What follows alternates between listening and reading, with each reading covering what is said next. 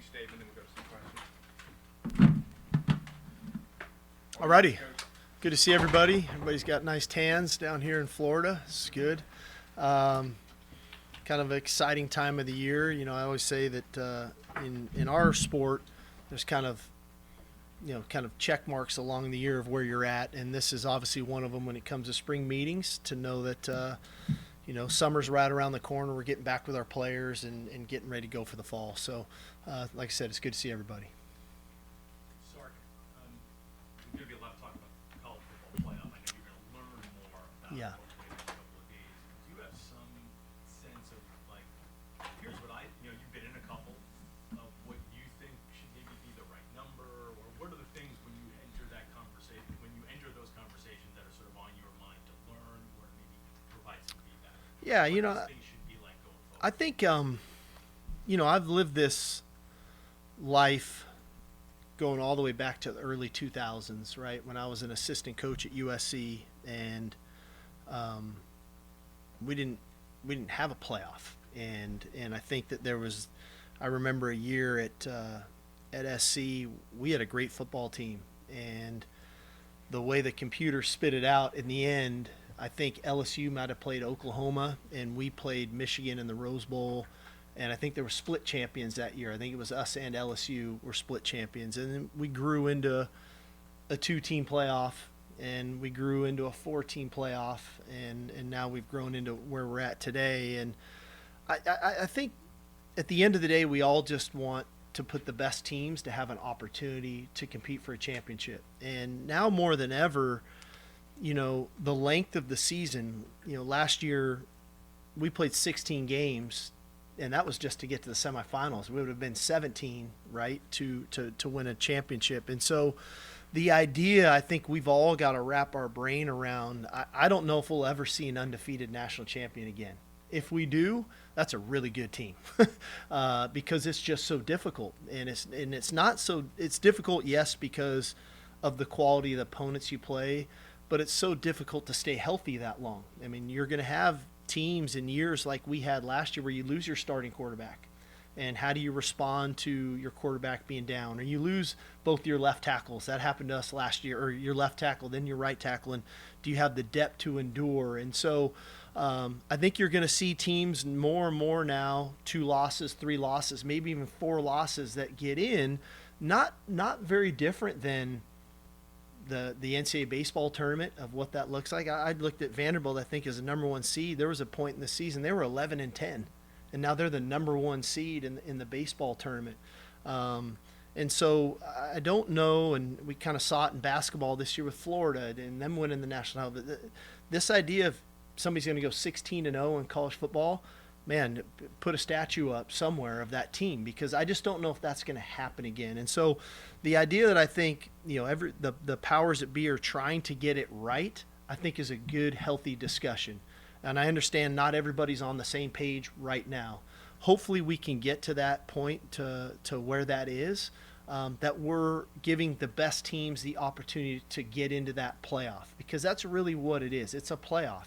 And you're rewarding teams that we've got a committee that's trying to say who are the best teams that should deserve an opportunity to compete for a national championship. And so we've got our conference championship. There's a regular season. We've had a playoff. We've had a championship game. What is that going to look like moving forward? Then there's the playoff. And so I don't know if I have all the answers. I'm excited to hear what are the talks, and where are we at. What I do know is from our perspective, this conference is really hard. The SEC is tough, and it's tough on every level. I think that this past spring, this 18 straight years, the SEC's had the most draft picks in the NFL draft. This year we broke the record with 79 draft picks going to the NFL draft. And so for year after year after year, the best players have been coming from the Southeastern Conference, and we love being part of it.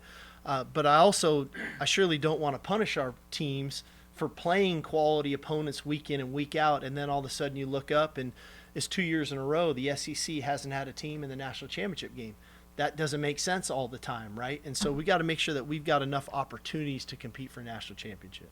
On the championship weekend idea, play-in weekend, as somebody that played in the championship game last year, any Yeah. thoughts on whether this is a good idea, bad Well, I value the championship game weekend. Like I said, I've been in this conference. This is now going to be my 5th year.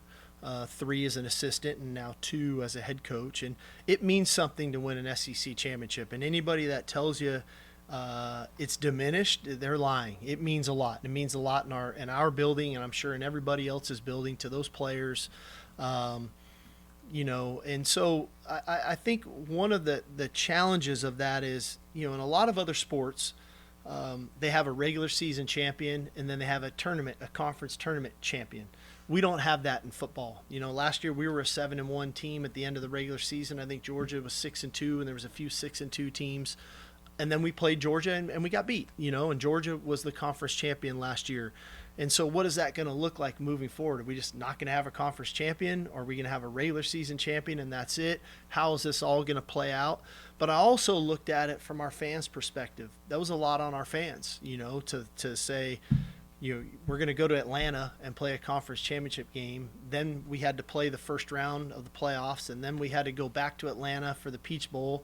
Then we had to go to Dallas. And so you're putting a lot on fans to start to travel, different than in some of the other sports tournaments where they have, like this weekend in baseball, we got 4 teams coming to Austin that are all competing to get to a super regional and things of that nature. So I just think we've got to do a great job from a college football perspective to really look at it from every angle, and to say what's best for our sport, and to make sure that the quality of play is at the highest level, but also not taking it away from the student athletes, because they want to win a conference championship. The SEC, this is an amazing conference, and so to compete for one of those is incredible, but yet putting yourself in position to compete for a national championship is again a tremendous goal that all of us have going into every season. But I hope we don't lose that, because it does mean a lot. But again, we've got to be mindful of some of the other factors that this has. Everybody wants more teams. Everybody wants more games. TV wants more games. I get all that.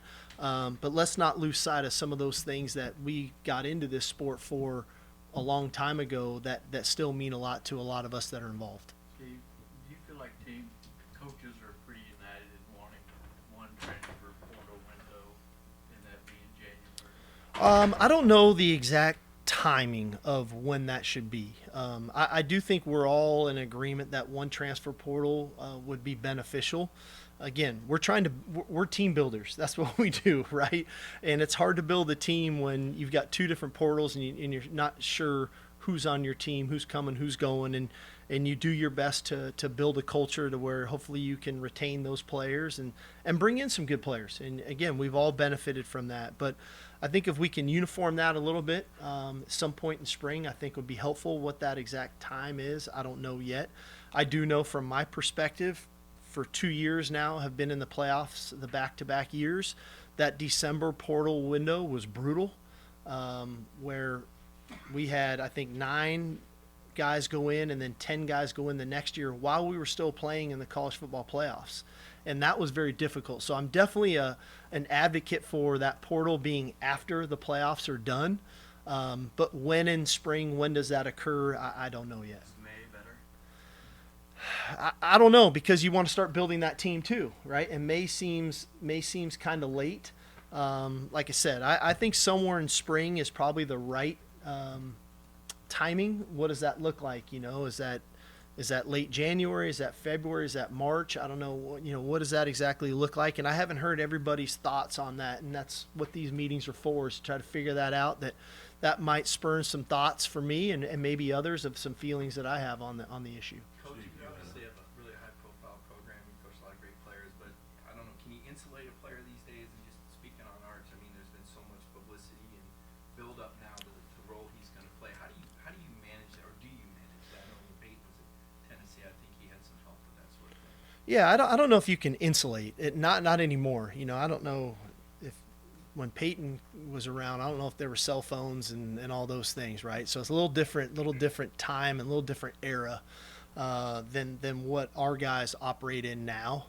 You guys all didn't have Twitter accounts back then either, and you didn't report instantaneously, and you didn't just retweet what the next guy wrote about, because that's kind of what you guys do now. That's fine, okay? But the idea of that for Arch, part of coming to the University of Texas is building that brand, is getting some of that exposure. And so, yes, do we support him as much as we can, like we do all of our players, but it's also a great platform for our guys. And so it's not all negative. There's a lot of positives to this.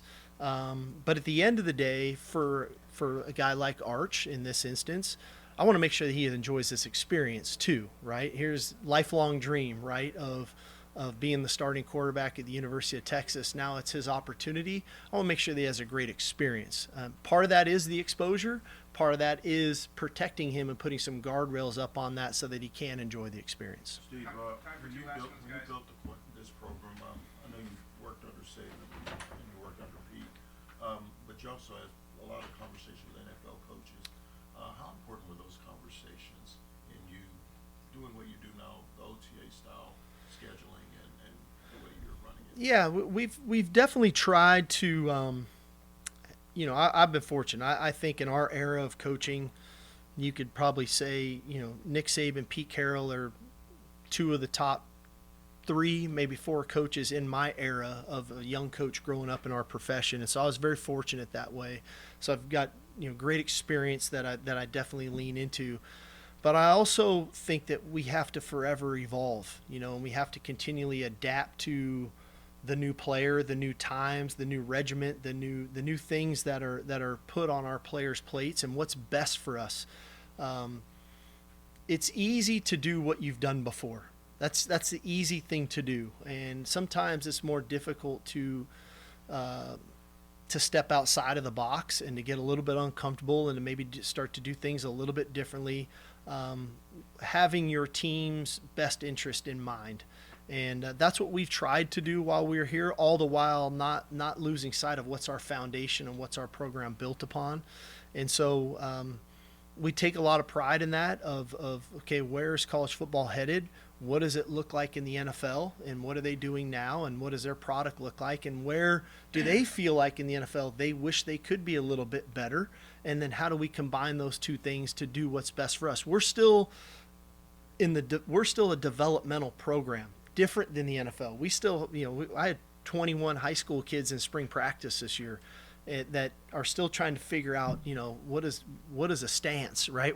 So we're developing differently than they are in the NFL. So just to say, just be just like they are in the NFL, probably not realistic, but there's components to the NFL that we can start to tap into that I think would serve our players better long-term, not only this season, but throughout their career. Building on that developmental conversation, when you got the job, did you have a conversation with your staff, or Coughlin in particular, about you're going to develop offensive linemen out of high school? Because with as many holes as you had to plug or got good elite players you left, a lot of programs would have gone in the portal to do that. Yeah. You're bringing in more homegrown guys. How critical is that in that particular position group to develop? Yeah, I think it's important in that, we've recruited pretty good here the last 4 years, and not just the O-line, but a lot of positions, and other positions maybe not so well. And we've utilized the portal like a lot of schools have to fill needs. We haven't tried to build our roster through the portal. We've tried to fill needs in the portal, and we just haven't felt like we've had those needs at the offensive line. We've recruited it well. Coach Flood is a great teacher. He's a great coach. We've got good continuity in that room. We've got good leadership in that room. And so I think one of the natural things, I was asked this earlier, people are going to say, oh, we're going to be a young football team this fall. We're not necessarily young. We've just got some new faces, guys who have been in our program, who've been working on their craft, who have been developing, and now it's their opportunity. They're not necessarily young. These are guys in their 3rd and 4th years in our program that now it's their time to compete and to show what they're capable of doing. And part of that for us is to live through maybe some of the growing pains that we just don't have the continuity that we've had the last couple of years. But there's still a lot of good players that if we felt like they weren't good enough, maybe we would have gone into the portal. But we felt like we had more pressing needs that we needed to address, and that room was going to be good enough for us to compete at a high level. Thanks, Coach. Thanks, All right, y'all. Thank you. Appreciate it.